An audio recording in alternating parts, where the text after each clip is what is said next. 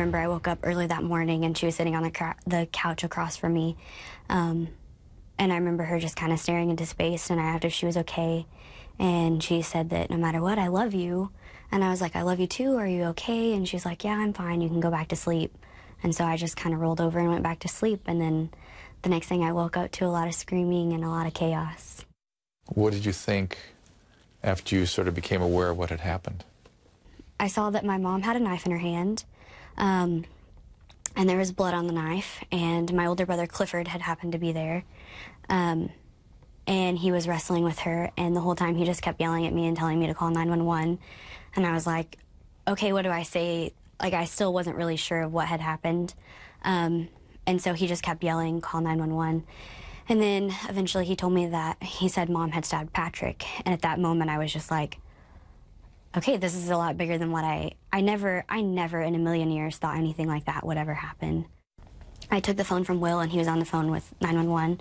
I gave him our address and I told him everything. And he had thrown back the covers, and Patrick was laying there in the bed. And there was blood everywhere at that point. And I remember just telling, 911 what was going on and where we were at.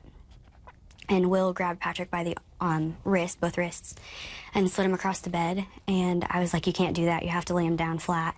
And so he laid him on the floor, and I remember telling 911 that I needed to go because I had to take care of him. And at that point, I knew they already had our address, so they were on the way. So I hung up, and I remember holding Patrick and just asking him to talk to me and telling him to say his name and asking him if he's okay. And the first thing he said to me was, tell Mom I love her. And at that point, it was just like, wow. I didn't know what to say. And so I just kept trying to get him to talk to me. And then he asked me for help. And then he just kind of went a little limp.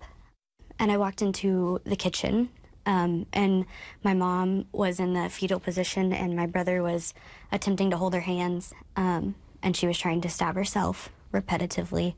I remember just looking at her hands, and she had multiple knives in her hands.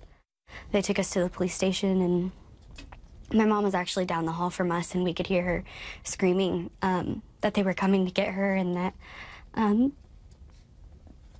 they were coming to get us, and she was worried. And I remember her like asking about us and asking that if everything was okay, and she kept trying to pull her hair out, and I mean, it was something I had never seen, so it was really, really sad.